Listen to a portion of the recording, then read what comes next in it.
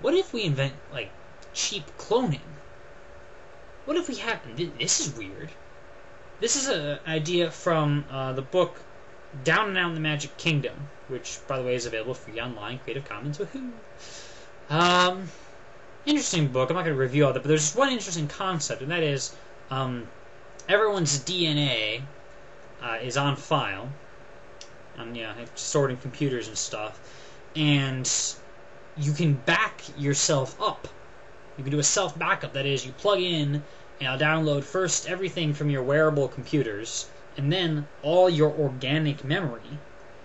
And if you die, they will restore you from backup. And so, instead of dying, you've really just lost a couple of days to amnesia. Right?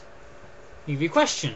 Let's say there's a man, and the man gets smacked on the head, and he gets out, and it just screws with his brain. And 2 days later, he wakes up, and he doesn't know what he's been doing the previous 2 days. He has amnesia with regards to that, right? But then he's okay, and he goes on to live his life. Is he the same man? Yeah, he got a couple of days of amnesia, but and it's no different than the rest of us, I guess, when we go to bed and we sleep and we have amnesia about that. It's scary to say, but it's true. Okay. Now, let's say the man, back in our example, was hit on the head very, very hard, and it actually destroyed his entire skull. And then let us say we had his DNA and his memories on file, and we made a clone person who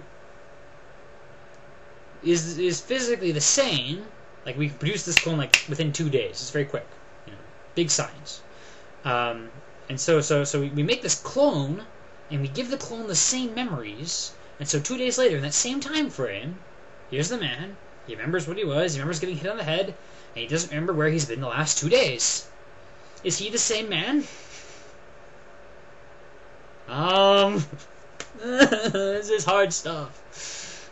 Furthermore, what if there is an error in the reporting process, and the DNA cloning lab is told, make a clone of Bob Smith, when Bob Smith isn't actually dead? And so both examples happen at once, and Bob Smith number 1 wakes up 2 days later with amnesia where he's been the last 2 days, and Bob Smith number 2 wakes up 2 days later thinking that he is Bob Smith number 1 with amnesia where he's been the last 2 days.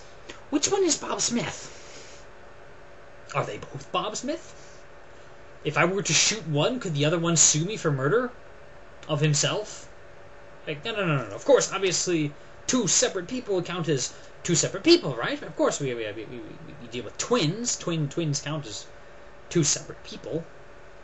But we have that nice little dividing line of the twins, even if they live together and everything, have different experiences, and they make different choices.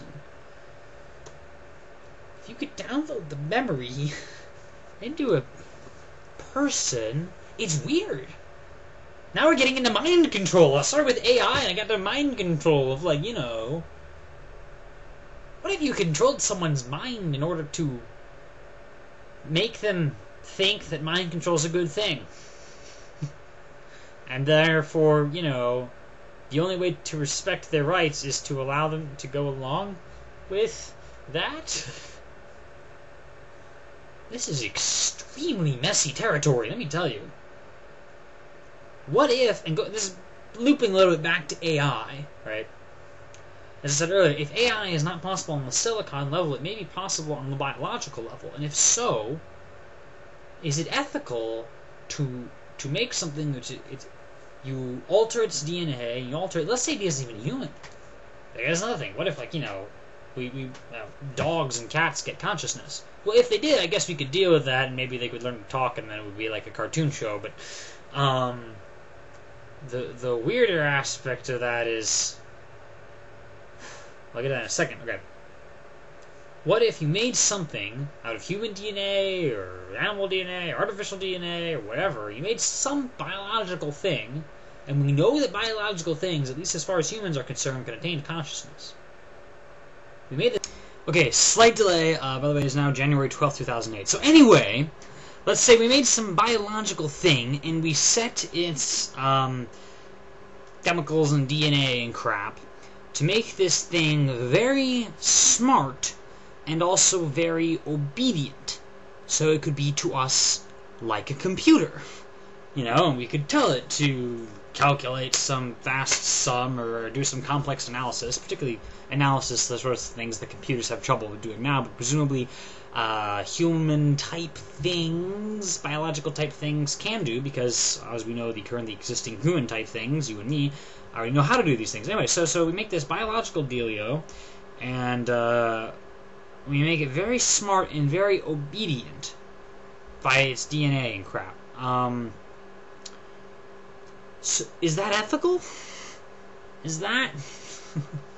you know, because it's unethical to take, like, a human and, like, you know, put him in chains and say, okay, you will do such and such for me, whether it be physical work or mental work or whatever. It's all slavery. But what if the thing were pre-programmed to that? Pre-programmed? Well, this is where it gets weird, you know. Like, well, what if... I mean, here's the thing. What if you were to ask this hypothetical biological computer thing, you know, how do you feel about all this? And what if it said to you, oh, I think it's great, you know, I get to serve my master, or something like that. And, like, what if it, like, was actually capable of coming up with, like, convincing arguments as to why it didn't care for the fact that it had been designed for its purpose? This is weird, you know? There was an episode in Stargate where I saw where they got these things are called replicators, but they look like humans. This is Atlanta. Anyway, in the Stargate Atlanta show, they had this, basically a robot that was kind of sentient, but they got it on their side, and they said, okay, you're going to do this mission for us, which involves saving all the human crew, but the robot itself gets killed.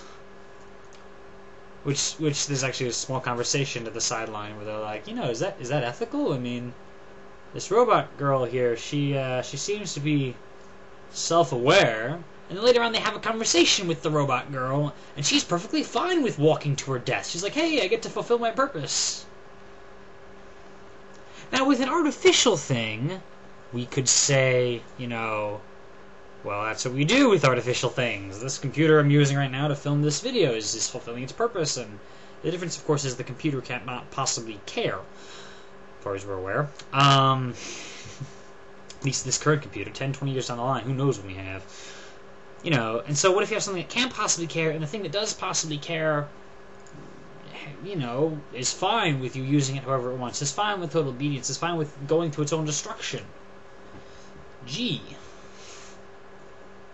If it were a human that said that, you know, human history has had plenty of tyrants, and for every tyrant there's always a few people, at least a few people, who actually believe in the tyrant, who actually say, I will do whatever he tells me because he is the great leader and crap. And then, like, you know, it's a moral duty to convince these people, no, this is wrong, you know, you shouldn't just give strict obedience to this guy just for the heck of it. But if we had an artificial thing that had strict obedience to us, that'd be okay? What if it was semi-artificial? That's where it gets weird. Well, it's already weird. It continues to be weird. What if you had, like, a person, a biological person who was born and grew up like any other person, and then, they get, like, an implant into their brain, they're, like, half computer now. Does that mean they're halfway ethical? Does that mean they're, you know... Am I allowed to order you around somewhat, you know, and if that guy is okay with my ordering, is he really okay, or is it the computer that's been forcing him to do the thing with it, you know? If there's some genius who doesn't like me, am I allowed to, like, clone him? Like, I grab his DNA somehow, and then I make a clone, and I flash grow it, and it, like, make it obedient to me, and so this genius now is working for me, even though the original hates me? Maybe the new one likes me. Or does he know that? Does he really like me? Is he tricked? Is he, does he can't? Gee.